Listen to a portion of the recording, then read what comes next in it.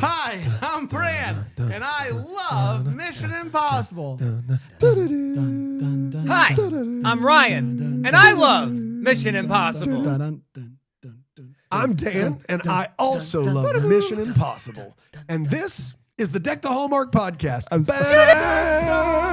You ruined it. We had a perfect take. Brandon and friends host this podcast. We hope you like this jolly podcast. That's on me.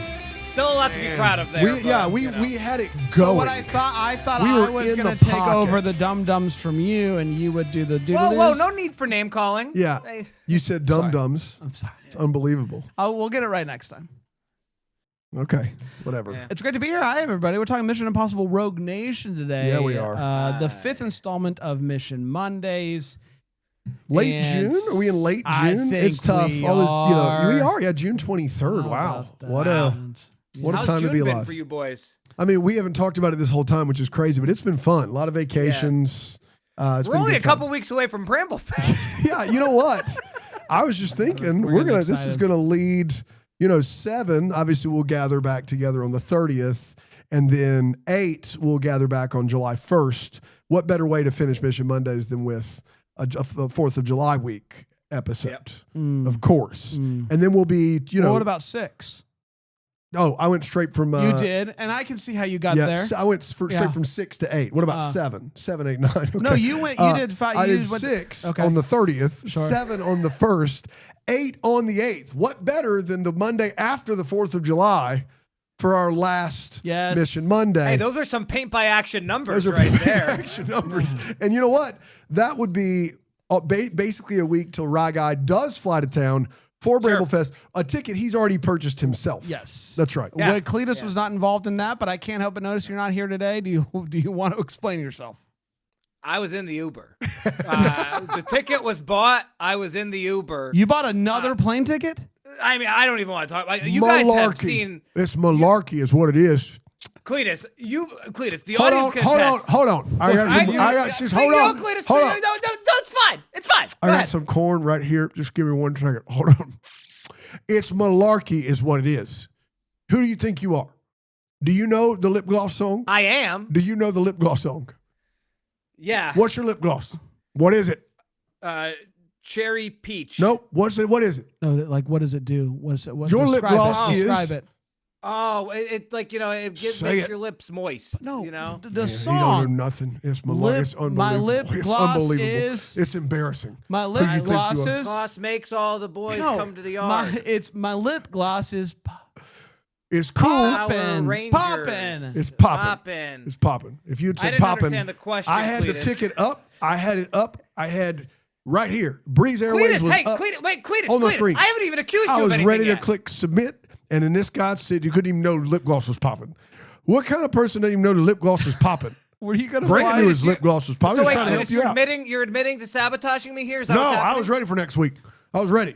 I was done with your tomfoolery. I was ready to send Next you week on is down. now. That's right. No, I think what God's he's getting country doesn't at- want nothing to do with you.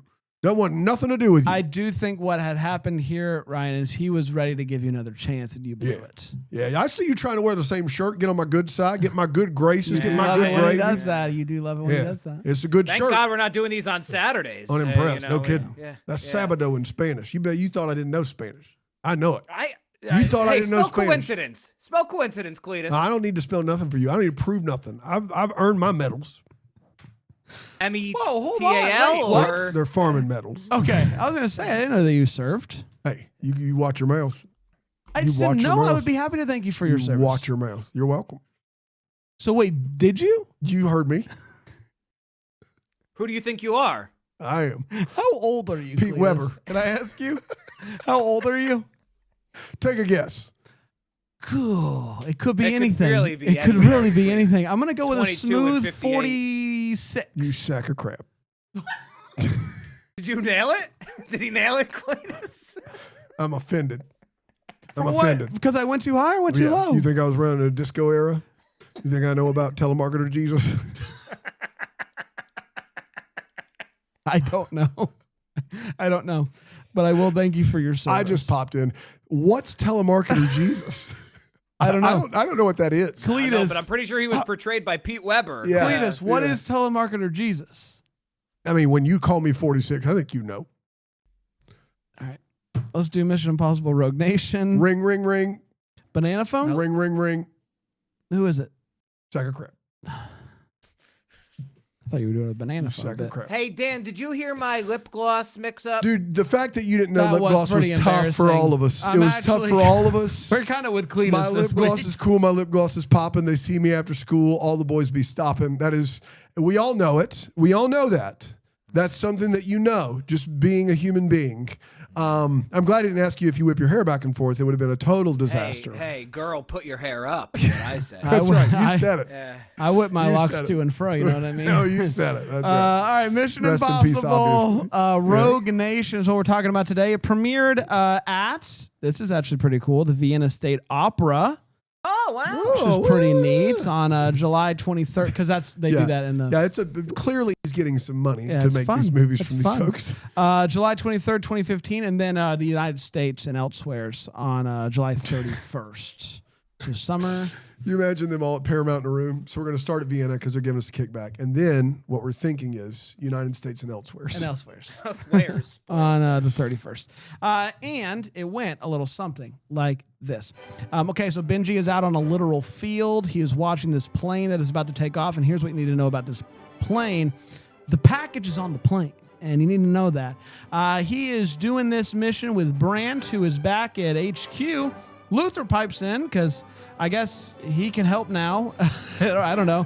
And he makes it to where Benji can access the plane remotely. Suddenly, out of nowhere, Ethan comes running through the field. I don't know where he was, and tells Benji to open the door. Once Benji figures out which door he's talking about, he makes it inside and he finds these canisters that are holding nerve gas. And you know, because of the symbol on it, you know, at least it's not good. It's not good. And he pushes them out. They have like a little bloop. What's it called? A bloop when you parachute. Oh, you got it, man. Yeah. Theme song time. Bum, bum. Sometime later, Ethan walks into a record store to get some music. And he's using some coded language to get a vinyl, which will show him his next mission. He goes into the room and he plays the message, and it is revealed that this message is from the Syndicate. Twist. Which is a group that Ethan has been tracking for a year. And they tell him that if he continues to go after him, he will die. He looks out and he sees a dude with glasses, a real slick Willie out there, who kills this woman that gave him the record. And I feel bad for her. She didn't do anything. You know what I mean? Cut to a Senate meeting with Brandt and the CIA director, Alan Hunley. Who demands that the IMF be disbanded due to the events that happened in Russia, which, fair, honestly. We see that Ethan is being held hostage. A woman comes in, takes off her shoes, and just kind of stares at him for a while, and then some baddies come in, one of which is known as the Bone Doctor, which can't be good. And just as he's about to do the Bone Doctor things, he is freed by this woman. It turns out it is... Ilsa Faust is her name. Ilsa. And I always want to say Isla, and that's on me. An undercover British MI6 agent, but she doesn't leave with him. She convinces him that she is going to try to tell them that he escaped and I was trying to help him, so I can't get in trouble for this. He calls Brandt, who he calls him for help, but he said that the IMF has been shut down. Ethan now knows that he's on his own. He's been disavowed. What? I know. Ethan Hunt? I know. First What about time his for everything. team? I know. All gone. Disavowed. And unbelievable. so that's bad. 6 months later, we see Ethan is in a room and he's got a real beard. It's real. And he's just doing some pull-ups, just some leisurely pull-ups. And the CIA thinks that they have found him, but Ethan's always one step ahead of him. Ethan is watching them thanks to the finest Nokia cell phone money can buy. And CIA Director Hunley is not pleased. He brings Benji in for polygraph test. Benji insists that he doesn't owe Ethan anything and that they're not friends. When Benji returns to his desk, he has 2 tickets to the Vienna Opera. So he heads to Austria, and he's immediately handed an envelope, and inside are some glasses that allow him and Ethan to communicate. And Ethan catches him up to speed. He believes that Lane is going to be at the opera. Who is Lane, you might be wondering? He is the glasses dude that Ethan suspects is the syndicate's leader.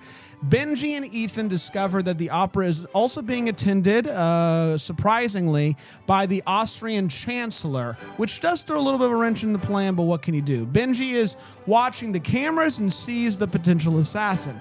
Ethan also notices that as there's a woman moving around backstage. I'm sure she's nothing. There's no big deal there. Ethan catches up with the assassin and they fight, but then Ethan notices a third assassin moving into position. There's a lot of assassins at the opera tonight.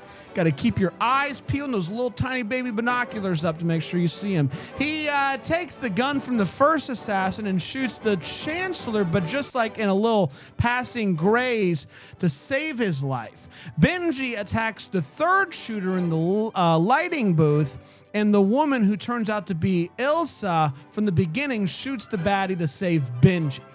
Wow. Ethan finds Ilsa and they escape in time to see the Chancellor's car explode. Ethan helps Ilsa escape the opera. They do this whole thing. It's wonderful. And then they jump out of, they're talking in the car. She jumps out of the car to make it look like she escaped and then is taken to Lane, and it appears that she's working with him when he questions her loyalty for letting Ethan escape twice. What's going on there?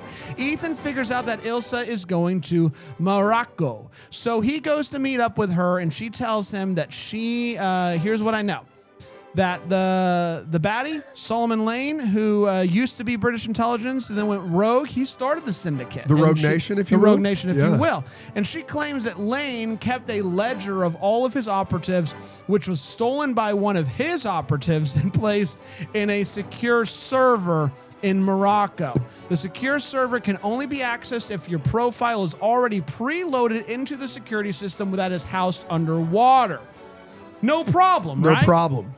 So he dives into the water. I'm diving in, and it doesn't go exactly according to plan. He doesn't swap out the security profile. He does swap out the security profile, but isn't able to escape because he's run out of oxygen. It took too much time. So Ilsa jumps in and saves him, but then proceeds to take the flash drive with the ledger on it to the British intelligence boss, who says that it's not good enough. We need to make sure you take it to Lane so that he can confirm that it's the real ledger. So she shows back up to Lane with the flash drive, but it has been wiped clean by that British intelligence officer. We catch up with Benji and Ethan, who are found by Luther and Brandt. They catch up, and turns out Benji made a copy of the flash drive, and it turns out it contains an encrypted British government virtual red box. That's before Redbox went out of business. Shout out. And that requires the biometrics of the Prime Minister of the United Kingdom to unlock it, okay? So they all travel to London, but Lane's men abduct Benji during the team's meeting and use him to blackmail Ethan into decrypting and delivering the data to him. Despite Brandt's pleas, Ethan accepts the mission. Hunley is informed by Brandt to come to London, and he shows up to a meeting and with Brandt and the Prime Minister. Atlee is also there. He's the intelligence dude, and the Prime basically confirms that the syndicate is real, which is a surprise to Hunley. Atlee then shoots the Prime Minister with a dart and reveals that Atlee is actually Ethan in a mask. The mask is back, baby. Save the max. The real Atlee shows up and confirms that he started the syndicate to recruit former intelligent agents from around the world and they'll have zero oversight and zero accountability. But Lane went rogue, and Hunley's like, my bad, I done goofed, I didn't think it was real. Ethan and Brandt secure the Prime Minister's biometrics, allowing Luther to decrypt the file. Inside, they find out that they have 2.4 billion pounds to do whatever they want to. That's what the syndicate was supposed to get. So Ethan destroys the data after figuring out that Lane plans to fund the syndicate with get the money. Arriving at the meeting place arranged by Lane, Ethan finds Benji has a bomb on him and is wearing a headset and a contact lens that will allow Lane to see and basically talk through Benji. Ethan lets Lane know that he's memorized the data and he offers himself up in exchange for Benji's safety. And so that's nice of him. Suddenly the Bone Doctor shows up and he's going to chase Ethan around. Ilsa makes the Bone Doctor follow her and she kills him, and Ethan draws Lane out, who now has joined the chase, and lures him into a tunnel where he ends up in a transparent bulletproof cell where he is gassed with the same gas from the beginning of the movie. Hunley goes to speak to the Senate again and claims that their previous meetings served as a cover to help Ethan expose and shut down the syndicate. He knew it was real the whole time, and he is now requesting that the IMF be disavowed. You got it. And that, my friends, was Mission Impossible, Rogue Nation. Nation. We did it. Let's take a break. We'll come back. We'll get to MI5 here on we will. Deck Deck the the Hallmark.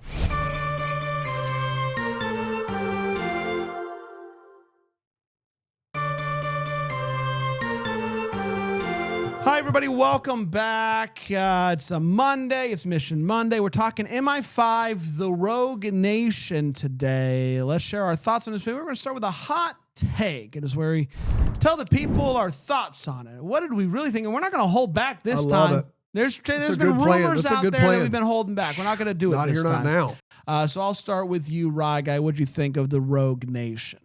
This is a difficult exercise that Yes, we're it doing. is. For a number of reasons, I won't pull back the curtain. But I wouldn't recommend that you watch 6 Mission Impossibles in a 2-day span. No, But we would never. We didn't do yeah, that. We're yeah, watching no, one a I'm not week. saying. No, I mean it wouldn't make No sense one for us to asked do you that. to do that. Yeah. I'm just saying. As enjoyable as these films are, I don't think that it would be something I would recommend doing. But that's neither Your here nor brain there. could easily turn to mush if you're not careful. Yeah, like You could be know, rounded. You could be rounded home headed for first. Yeah, you could have something here that says your first note be really fun opening sequence and have no recollection of what the opening sequence was. It's him hanging on the plane. Yeah, go ahead.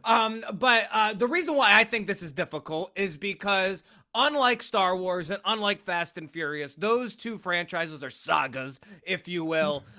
There's some wild swings in quality there, right? Yeah. Whereas I feel like, with the exception of Mission Impossible 2, That's right. which although wasn't atrocious, but was dumb and No, we it's didn't atrocious. think was particularly very good. Yep. The rest of these, there's of course varying degrees of quality, but the rest of these films are all very enjoyable, right? It's like last week of Mission Impossible 4, I didn't dislike that movie. I liked it a good amount, but so like trying to decipher what is the best and what we're learning is tougher when the quality's pretty steady. I will say, to that point, I really liked Mission Impossible 5.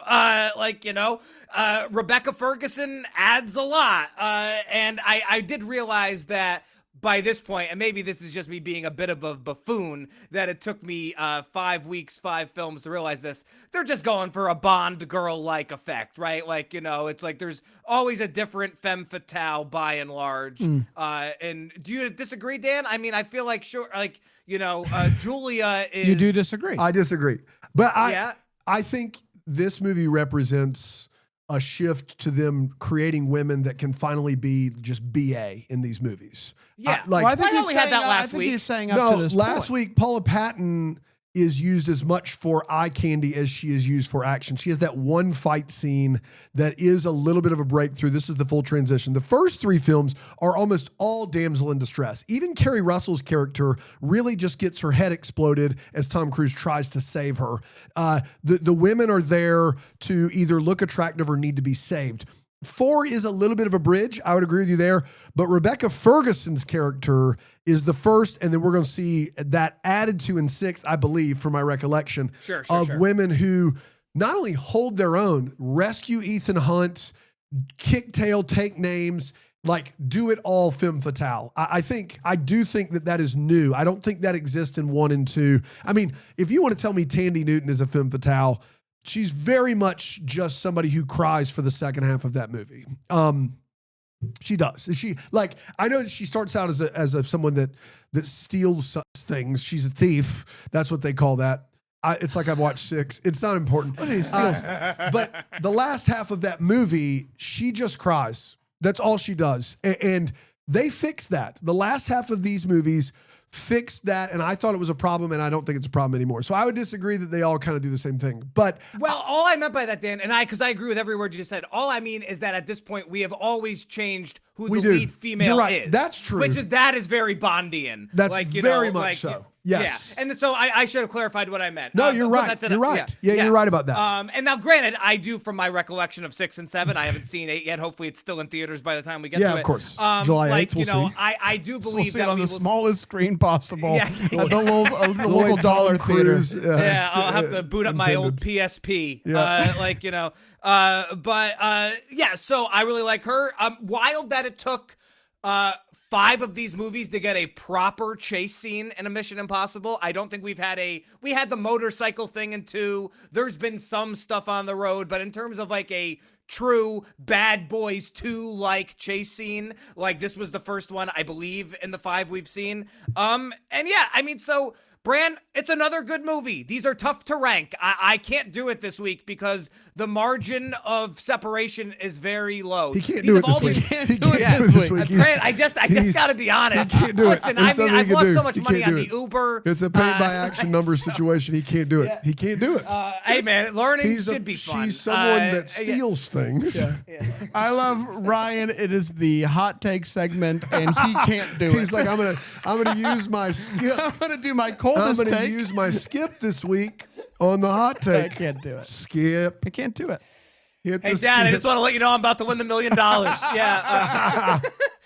Shout out. Yeah, this one is tough for me because obviously it starts off with a crazy sequence. But I think the problem with it for me starting out that way is it just felt like one of those things where they really wanted to do it and they couldn't figure out how to do it in the movie. And so they start the movie off with it. And then I kind of forget about it. And then, like, to me, the next most exciting thing in the movie takes place in an opera. And so it's like, well, okay, that's fine. But there's a lot more. This movie, weirdly enough, is, to me, more plot heavy, but not in a good way. And it just kind of felt a little bit discombobulated.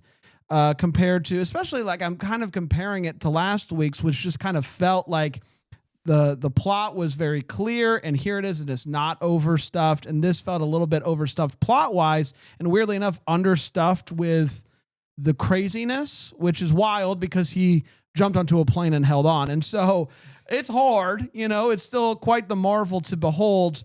But I actually think this might be my second least favorite. What? Whoa! I know. Holy moly! You shouldn't do it this week either. You should take your skip and sit on that. I'm going 4, 3, 2, 1, 5, 2. You I are think out is of what your I got mind. going. I think. Did you say 4, 3, 2, 1, 5? No. 4, 3, 1, Did I hear 5, a 9er 2. in there? Oh, Aaron is nodding that he did say. Sorry, that. here we go. 4, 3, 2, 1, 5, 2. 4. I'm going to go 5, 1, 5, 6, 2, 5, 1, 2. I'm going to go 8, If 6, you want to 7, save 5. the max, call 4, 3, 2, 1, 5. Yeah, I'm going 4, 3, 1 as great. 5, 2. 5 is as good. 2 is garbage. This is as crazy as the Revenge of the Sith is your fave. Star You think Wars. so? I do. Okay. Look, this movie to me represents the baseline of the last 4 movies, which all have a very similar feel. I've not seen the 4th one yet. I mean, if it's still in theaters, fingers crossed. But The 8th one, you mean? Of the Christopher, We did the 4th one. the last 4th week. one, 4, 3, 5, 2, 5. I know. 2. Numbers are hard. They're tough. I'm rounding home headed for first. This represents the best of the back half of these movies. Not the best, the baseline of the back half of these movies in that very distinct style. And this is the first movie where, we have a lot of people that are the equal of Tom Cruise, but also Ethan Hunt is now just Tom Cruise. Tom Cruise is no longer trying to play a role. He is delivering these lines excellently in declaratory sentences, like the world depends upon it. But Ethan Hunt is now completely Tom Cruise. The thing about this movie that does affect it negatively is you alluded to it, Brand. The stunts get less impressive as the movie goes on. That is not how you make a Mission Impossible movie. You don't start off with the most impossible stunt. You don't start with, he's on the plane, but not in the plane. If you start with that, when you get to the finale of this movie, there's nothing really to hang your hat on from, I can't believe he's actually doing this. They also, for the first time in this series, start to, instead of explaining the heist, start to explain the stunt to you. So instead of explaining well, there's all these different security measures, now it's it's underwater and you'd have to hold your breath for 3 minutes. They do this whole thing to kind of wink at you and remind you that he is doing a stunt and he's really doing it. And that was supposed to be the big hurrah of this movie, which is Tom Cruise can hold his breath for David Blaine level amounts of time. That was supposed to be the big deal. The problem is the opera scene is great. Yeah. And this isn't a problem. Let me shift gears. With having said all of that, it does a lot that I really, really like. And I think qualitatively is more entertaining than the first 3 movies in this series. Alec Baldwin, a great addition. Rebecca Ferguson, amazing addition. She's amazing in general. She's a great actor. She's great in Silo. She's great in these movies. She's awesome. She holds her own. She saves Ethan Hunt numerous times. She's unbelievable in this role. I'm so glad that she's here. Those 2 things are really great. The stunts of this are paving the way for what we get later on in 6 and 7. I think there's a lot of good to be had here. And I think the entertainment value here is off the charts.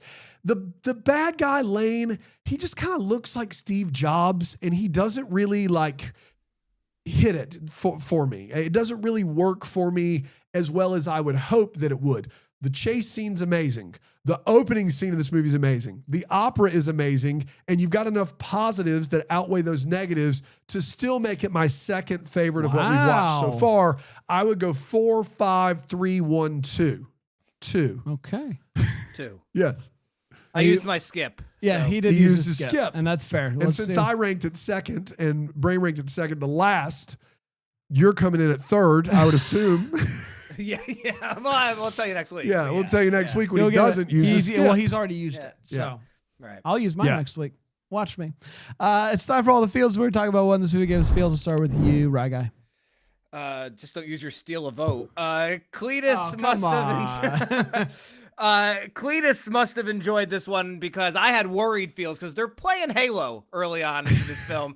And if you remember from, 3 or 4 episodes ago, to me, it feels like it's every day. No, that's Halo. That's Halo 5. That's not the original. That's you not the original. Play Halo. The original Halo the game. Halo the game. That's right. You got it. On original Xbox. That's right. Thank you for your service. Hold on. Thank you. Did you? When I said that earlier and you said thank you, is it because you've played Halo? I can see your Halo. That's what Beyonce told me. Answer the question. Don't be cute. I can see your Halo. I'm out of here. He wasn't in the military. He's only played Halo. 10 Hut. Okay. All right. Fair enough. Any other feels? No, that was just Cletus. Just Cletus. Cletus feels for Rye. Cletus feels for me as well. But I do want to go to the opera scene, which is just really, really great. And the use of, we've got the music and we're going to do the things right at the note. They're following along. You got the crescendo. Point, the crescendo, and it's all going to work out perfectly. And it kind of, to me, got I was following what was happening. But then afterwards, when they're like, so we had an assassin for the assassin and a car bomb in case all those didn't. Yeah, that's right. It's like, this is one of the times where I wish you didn't explain it to me, because then when you say it, I'm like, oh, that's real dumb that all that happened. But the scene itself was just really fun to watch. And the use, it's one of those things where I can imagine Tom Cruise going to the theater, looking up, seeing the lights, seeing the catwalk, and being like, there's something there. Let's build this. And I don't know if it's him that's coming up with all these things, but in my mind, Tom Cruise certainly feels that way. Tom Cruise is making all of these, coming up with all these ideas. And so, you can see it. It's like all these things are moving up and down, and you're like, that's amazing. And so, really cool to see it happen. Dana? Yeah, give me feels for Luther being back, full-time participant here with the IMF team. Is the team itself as good as last time? No, because Ilsa's not part of the team in this movie. That's the big thing is she ever really a part of the team? The last real IMF team we have is in Ghost Protocol, and they're the best one. But Luther being back, Ving Rhames being back, they finally made his rider. They made the money work out somehow in the budget. So good for them, and it was good to see Ving Rhames back up there. Did you just say Ilsa's back? Ilsa? Yeah. What do you mean? Is that what you said? I don't remember. I said Ilsa's in here and she's not with the team. It's good to have Ving Rhames back. Okay. 4, 3, 2, 4, 1, 3, 5, 4, 1, 2, 2, go. 3, 2, 1, 2. I just don't want to. I just want to make sure we're not getting any of our movies confused, and I don't know why we would. No. I don't we know haven't why done we that would. yet. No, we can stop saying 2. It's last, Yeah. right? It's like we can stop saying 2. Yeah. Let's take a break. We'll come back and we will get to the way, what, and the mission or impossible here on Deck the Hallmark.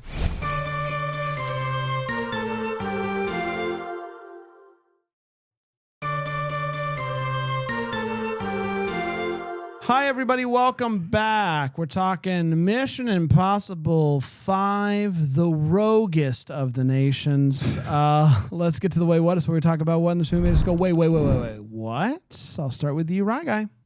Yeah, Ethan's underwater for a bit, and 3 minutes to be exact. And did I miss it? It's possible I missed it. Again, not that I am watching these movies in a short amount of time. No. So maybe some stuff is getting lost in translation. Is there a reason why he didn't have scuba gear on so that he could breathe underwater? I don't think it could. The whole thing could fit. I think he could have one of those little tanks, but I don't think because he had to jump through the chute. I think that was the problem. But he doesn't even have one of the little things, though, right? I don't think he does. I think he just is going in blind. Yeah, he said, I got it. I don't need the little thing. It'll just weigh me down. Seems like every little bit could have helped. But no. Could have doubled his time, really. Yeah. I mean, like, you're probably going to get at least 90 seconds from just little scuba apparatus. That's right, yeah. And then this other one here, this is an exchange in the film. This really relates to you two from me. Benji says, I believe this is in relation to Rebecca Ferguson. Benji says, she tried to shoot me. To which Ethan says, oh, no, that doesn't make her a bad person. And I just want you two to know that if someone tried to shoot you, I would denounce them as a bad person. Yeah. Thank you. Thank you. Thank you, Raga. Maybe I would be open to new info later on, but at least there in the moment, I would say, hey, probably a bad person. Probably a bad person. Yeah. Yes. Brand But or what Dan. if that person helped you escape from in prison or whatever they're calling that little holding area? What we talk about off the record is not publicly bad Publicly, person. you're going to take the stance that they're bad people. Yeah. Yeah. You got to Publicly. support your pal. Got it. Yeah. You got to make them feel Easy. good. That's an easy decision to make. Yes. So that's it from me. So that scene where she does help him escape is fun. We love it. I couldn't help wondering why they didn't attach him to a pole that goes all the way up to the ceiling. Yeah. That would have helped a lot there. Like for the when baddies. when he's attached to this pole, I'm like, oh, how's he going to get out of this? And then turns out it only goes up 75% of the way, and then he can just it flip cuts right off. over it. Yeah. What's the purpose of that pole if it does not go all the way up to the ceiling or have some sort of purpose for perhaps What's water? the purpose, or What if it doesn't is have some sort of purpose? I've What said it for is years. it? What is What that is pole? it? I Yeah. don't know, but it did help him get out of it. So there you go. While he is underwater and he is holding his breath and he didn't bring the little thing, another decision he makes is to hold one of the cards in his mouth. Yeah. Which seems like some of your breath could get out of it. Like you could be, you're risking it at the very least. He didn't think to bring some sort of little pocket, little case for it or something. He popped that sucker right in his mouth while he's trying to hold his breath for 3 minutes. Of all the stunts that we could not tell if he did or not, that it would be that one. Yeah. Nobody, he could be right below the surface and just go and take a quick breath. It's like, why do this? Why actually hold your breath that long? And when he was pulling at the door, he looked hilarious. I don't know. It was like the water pressure up against his face. It was a great moment to where Tom Cruise finally looked like something other than perfect all the time. It was nice. Guys, I don't care how confident I am in bulletproof glass. If I'm on the other side of it, I am flinching. If somebody shoots at me, I don't care if I have seen it tested 100 times. I don't think I could stop myself from flinching, and everyone in that room does. No one flinches at all when he is shooting at this glass. And furthermore, how are none of the bullets ricocheting back and hitting him? He's doing it point blank at the... And then the bullets disappear. And then they just fall to the ground. I've seen A Christmas Story. I know that you can shoot your eye out. Yeah. And so for him to be this close to the bulletproof glass and for it to just, the bullet goes and then, I don't know, somehow none of them hit him. And it's a marvel. It's a wonder. Dano? Tom Cruise can do all of his own stunts, cannot grow his own beard. It is unbelievable I won't stand for it. Monstrosity is on his face. It's like he didn't have time for it. I bet he can grow a beard. He just was like, we don't have time for this. Just slap a fake beard on me. That's not what's important here. It's the stunts. It's crazy. It's crazy that it doesn't even look like the same. It's crazy. It's unbelievable. And he did it. He did it in this movie. There is a scene where Tom Cruise runs down a tunnel to escape, and a guy is shooting at him. And I know we take a lot of liberty, like stormtroopers that can't hit the broadside of a barn. This tunnel is so skinny, it would be harder to miss him than to hit him. We could have done it. We could have done it. And the guy shooting at him has an AR, has an automatic rifle. He's shooting multiple rounds a minute, like 30. Is it Bone Crusher that does it too? He cannot buy Bone one. Crusher can't do it. Can't buy He's a good bucket. at close range. He's just like all over it is, Tom Cruise is taking up at least 70% of the area he's shooting at. And he's got an automatic rifle, and he is just airballs left and right. He can't. There's nothing he can do. Can't buy a bucket. Pretty crazy. The karate chop run, it helps somehow. I don't know. It gets you. Right. It just you can't hit it. I will say this: Alec Baldwin probably not wrong about the government needing to have oversight over the IMF. I'm just saying. Like, I know that in the world we live in, Ethan Hunt is virtuous and has integrity. But a government spy organization that does the dirty work that has no government oversight, kind of terrifying. Yeah. Well, and especially with the amount of people who have turned on the IMF. How many times they've been disavowed. Yeah. It's crazy out there. And then lastly, Benji works for the IMF, CIA, whatever. He gets a polygraph every week where they ask where Ethan Hunt is, and he passes it every week.